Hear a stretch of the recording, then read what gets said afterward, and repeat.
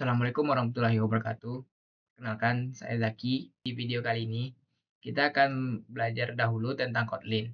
Sebelum kita masuk ke Android-nya, kita harus belajar dulu bahasanya. Nah, di sini kita akan menggunakan bahasa Kotlin ya. Pada video kita kali ini, kita akan belajar terkait tipe data yang dipakai pada Kotlin.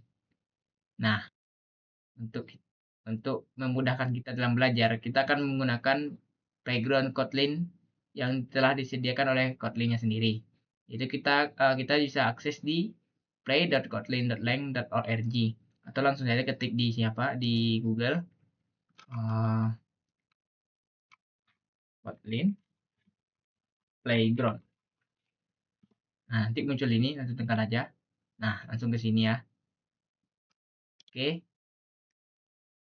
Pertama-tama kita akan kenalan dulu sama Kotlin-nya. Di sini ada function ya. Ini namanya function. Function ini nantinya kita akan mengisi di dalam function ini kita akan mengisi kode-kode kita seperti ini ya. Ini kode-kode kita. Disitulah kode-kode kita akan berjalan. Nah, selanjutnya itu ada print line. Print line ini gunanya untuk menampilkan di layar ya. Menampilkan di layar apa-apa aja yang kita bikin. Misal ini, saya bikin hai teman-teman teknik informatika. Nah, jika kita run ini, kita tekan ini ya, run. Nah, muncul di sini. Hai teman-teman teknik informatika. Jadi, ibarat itu ngeprint print line itu kayak ya ngeprint. Selanjutnya itu ada variabel. Nah, di Kotlin ini kita mendeklarasikan variabel menggunakan var dan val. Nah, sebelumnya variabel itu adalah tempat menyimpannya sebuah data ya. Di sini contohnya saya menyimpan sebuah variabel angka yang berisi 15. Maksudnya tuh saya mendeklarasikan variabel yang bernama angka, yang mana angka itu adalah 15. Nah, di sini saya akan membuat, misalnya saya akan membuat penjumlahan nih. Misalnya 15 tambah 10. Nah, saya deklarasikan dulu kan nama variabelnya. Sini variabel angka sama dengan 15. Terus saya tampilkan di layar outputnya. Hasil dari 15 ditambah 10 sama dengan angka ini ditambah 10. Nah, ini dolar ini tempat kalkulasinya nih. Misalnya kita mau kalkulasi ini di sini. 15 tambah 10. Untuk memanggil 15-nya, kita gunakan nama variabel kita, yaitu angka. Di angka ditambah 10. Nah, kalau kita jalankan, maka muncul 15 ditambah 10 sama dengan 25. Betul kan? 15 tambah 10 sama dengan 25. Selanjutnya itu ada val. Val sama var itu sama. Cuman kalau var ini, jika kita memanggil variabelnya dan mengubah isi variabelnya ini, maka isi variabelnya tersebut akan berubah. Sedangkan val, jika kita mengubah isi variabelnya, maka kita akan mendapatkan error. Contoh, di sini saya akan mengubah berapa ya? Saya akan merubah angka nih, angka menjadi 7 gitu. 7. Nah, di sini kan kita kan kalkulasi tadi. Di sini katanya 15, yang awalnya kan 15. Nah, coba kita runkan apakah dia akan berubah hasilnya. Tadi hasilnya udah 5 kan? Kita akan coba. Nah, berubah jadi 17 kan? Karena angka kita yang awalnya 15 tadi berubah menjadi 7 karena kita ubah dengan memanggil nama variabelnya. Jadi 15 ini udah berubah jadi 7. Jadi 7 tambah 10 sama dengan 17. Nah, sedangkan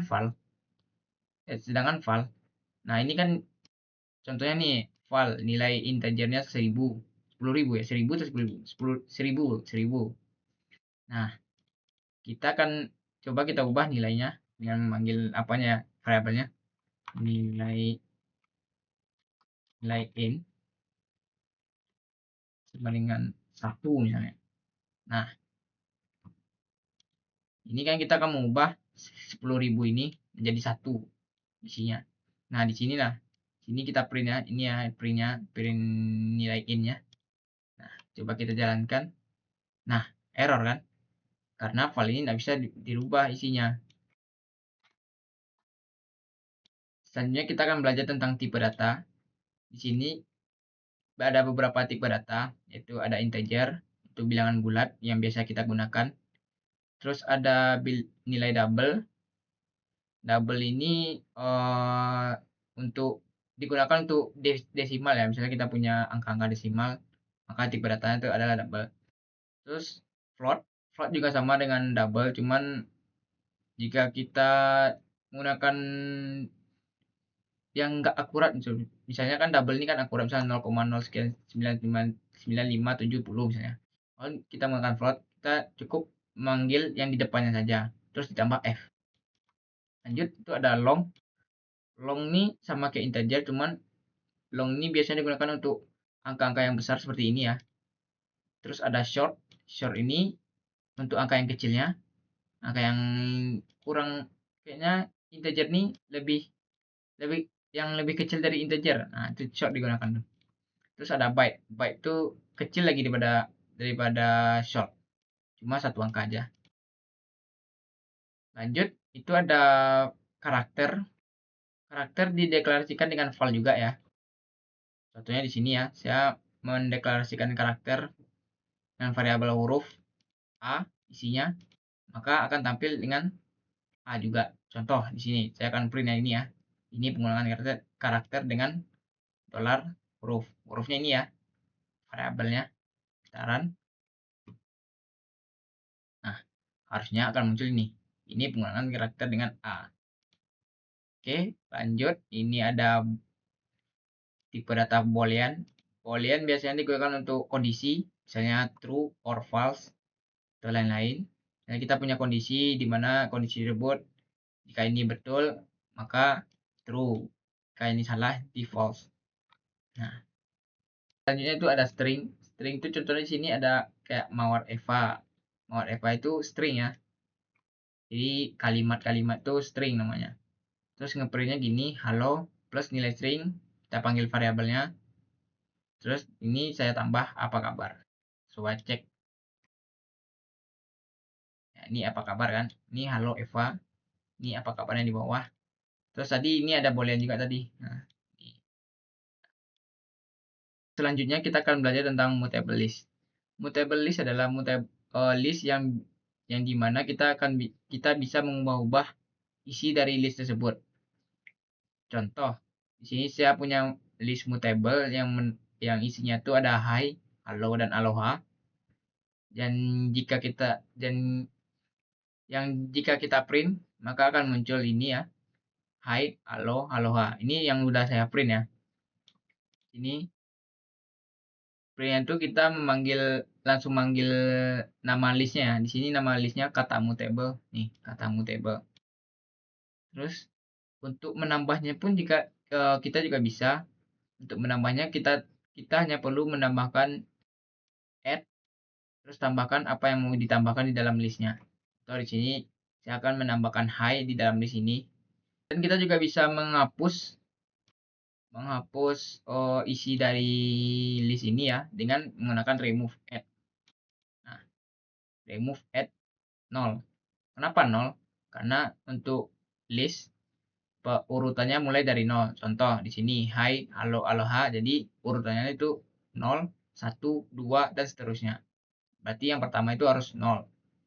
Nah, jika kita remove add 0, berarti hanya hilang. Jika kita jalankan jadi halo, aloha, hai. Ini tadi harusnya hai ya di dalamnya. Berarti hai ini ada tadi. Terus karena kita hapus ya menggunakan remove add, hilang hai-nya. Terus lanjut ada shuffle. Di mutable list ini juga ada namanya shuffle. Jadi shuffle ini kita bisa mengacak-acak isi data ini kayak random acaknya seperti ini ya. Contohnya hai, yang sebenarnya kan seharusnya kan ini isinya hai, aloha, aloha kan. Kalau kita shuffle akan berubah jadi hai, aloha, halo. Yang tadi sebelumnya halo, aloha, hai. Selanjutnya ada list immutable, yaitu dimana listnya itu kita tidak bisa merubah-rubah isi di dalamnya, namun kita bisa panggil isi dalam list immutable tersebut. Contoh di sini saya memanggil isi kata immutable. Kata immutable ini deklarasinya ya. Variabelnya ya, yang sudah saya deklarasi. Terus jika saya tampilkan akan keluar hi aloha, yang dimana tadi kata immutable ini saya ambil dari kata mutable di sini. Nah, di kata immutable sama dengan kata mutable. Lanjut itu ada set. Set ini sama juga dengan mutable, cuman bedanya itu jika set ini kita panggil dia tidak bisa dia tidak bisa duplikat kalau nggak salah. Ya, tidak bisa duplikat pemanggilan datanya. Terus ada map. Map ini pun juga sama dengan set. Cuman bedanya kalau di map kita akan memapping isi di dalam set kita.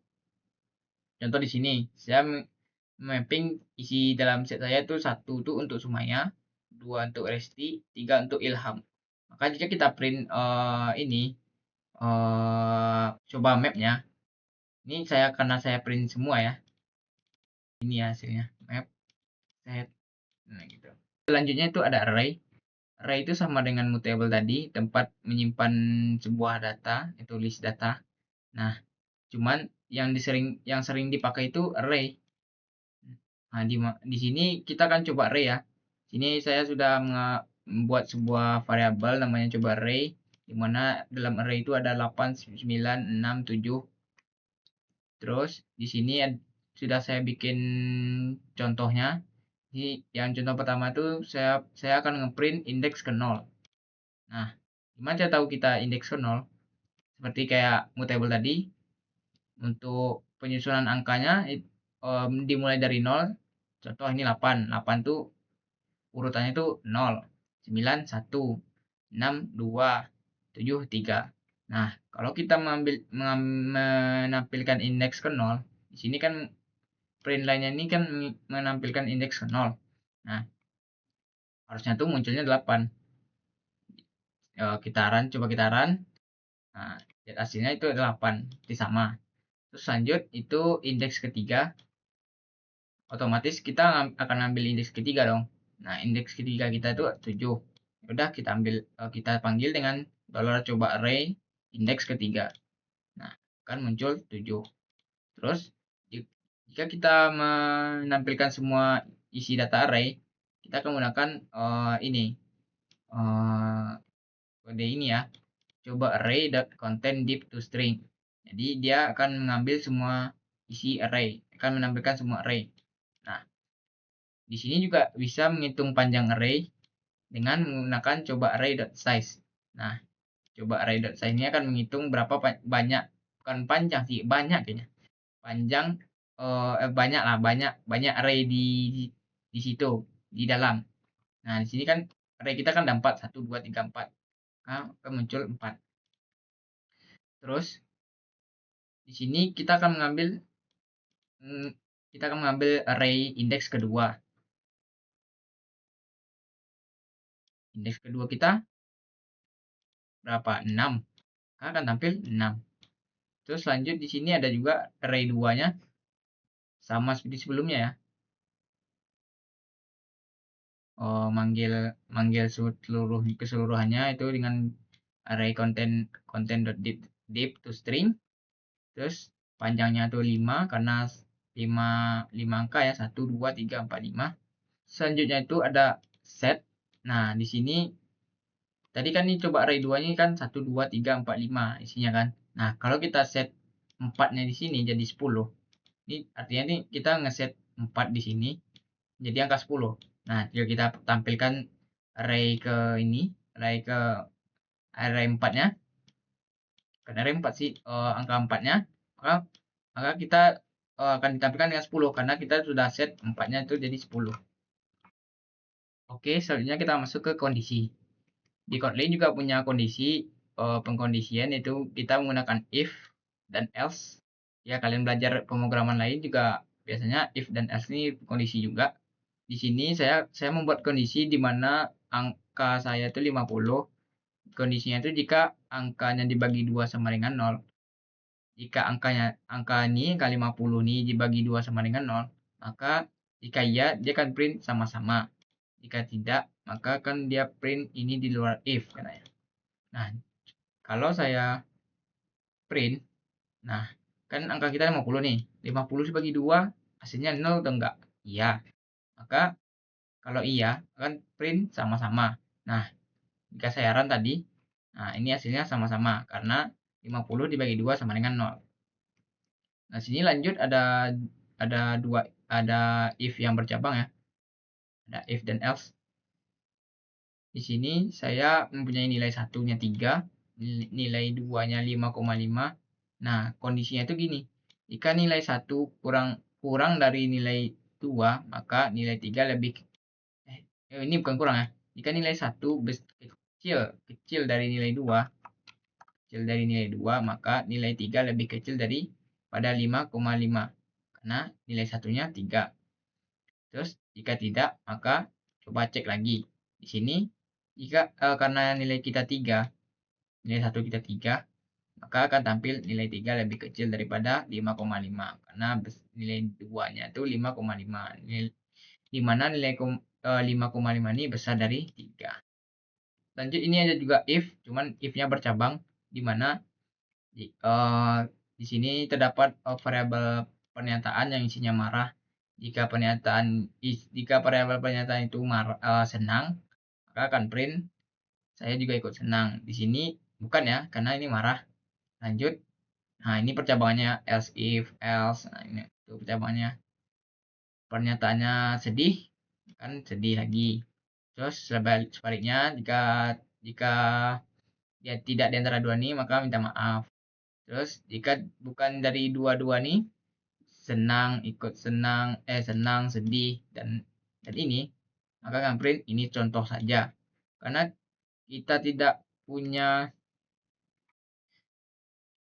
marah ya, tidak punya kondisi marah, nah, maka ini akan tampil.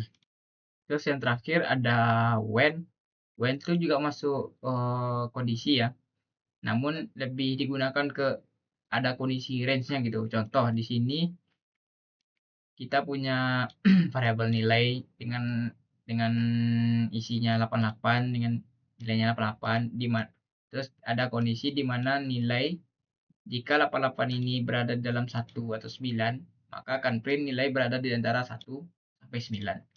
Terus kondisi keduanya yaitu jika nilai 88 ini berada dalam 100 sampai 99, maka akan di printnya nilai berada di antara 10 sampai 99. Oh, ini harusnya 10 ya. Ini 10 harusnya.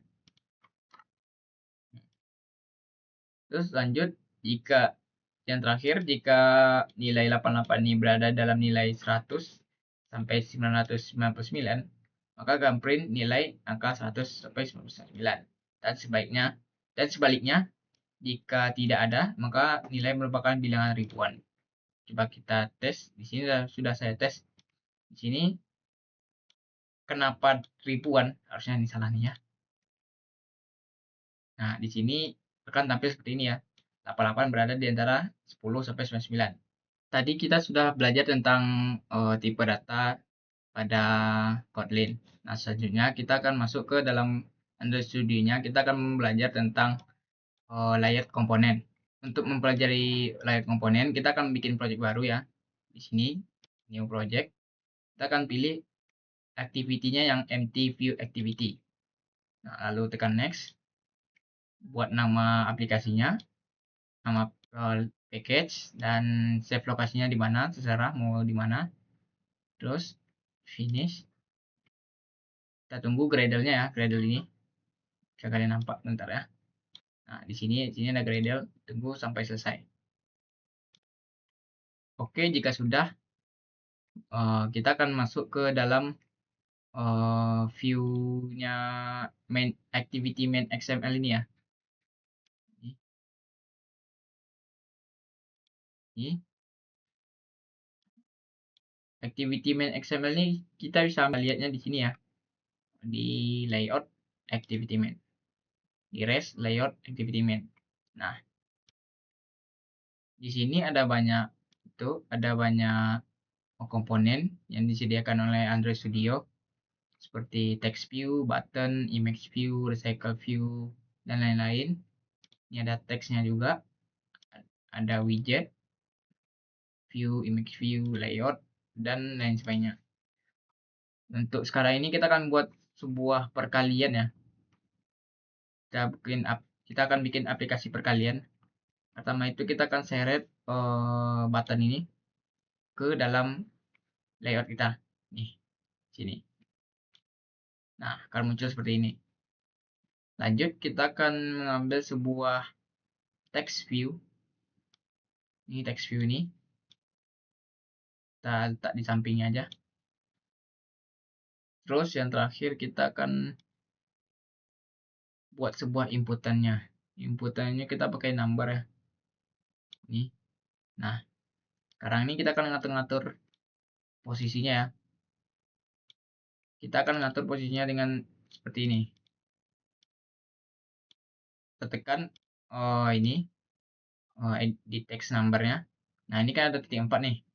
Kita akan tarik, tahan kliknya, nah, arahkan ke atas.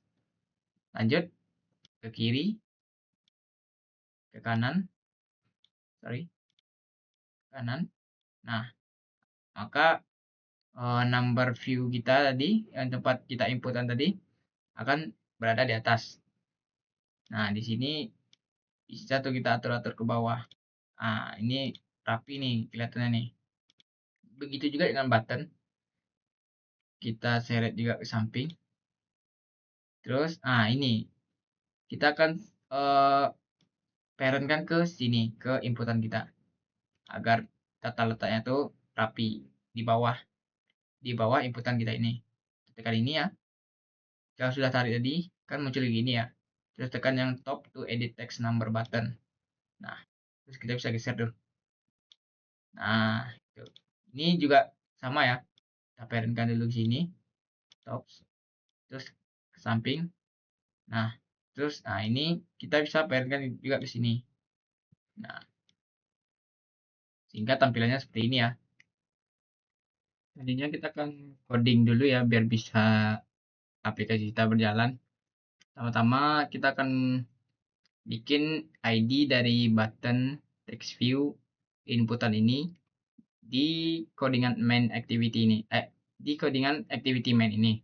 Dengan cara kita akan klik ini ya, split. Nah, muncul tuh codingannya. Awalnya kita akan bikin ID-nya untuk ID masing-masing komponen kita. Ini hello world. Kita bikin ID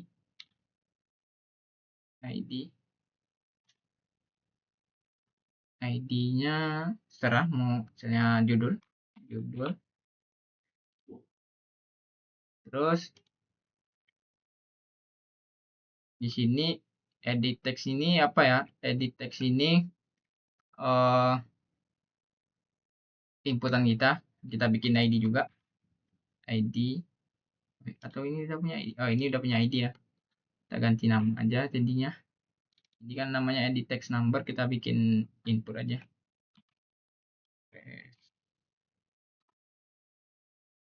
Input 1 contoh. Terus ini text view. Oh, text view ini ganti ke resource. Nah, ini kan berantakan nih susunannya karena kita mengubah ID dari edit text ini. Jadi kita akan mengubahnya di sini ya. Jadi input 1. Input 1.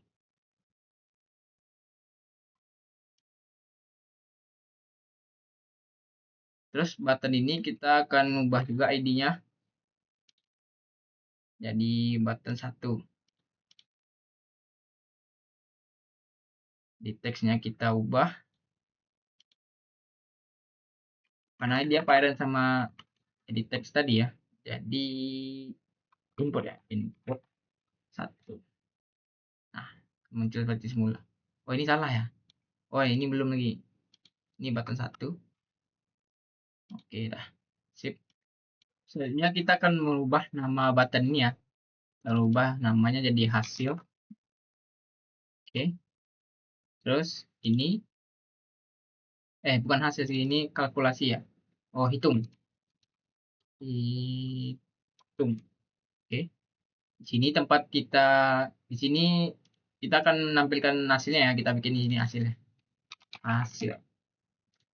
Nah, ini kan tadi hello world nih. Hello world di bawah. Nah, saya seret ke atas kan. Serah nih, ini mau diapain nih? Boleh ganti sebagai judul, ganti namanya di sini ya, di android.text ini ya, ganti namanya. Biasanya ada tuh, ini hitung nih di android.text juga, ini .text juga. Kita ganti namanya kelipatan lah, kelipatan.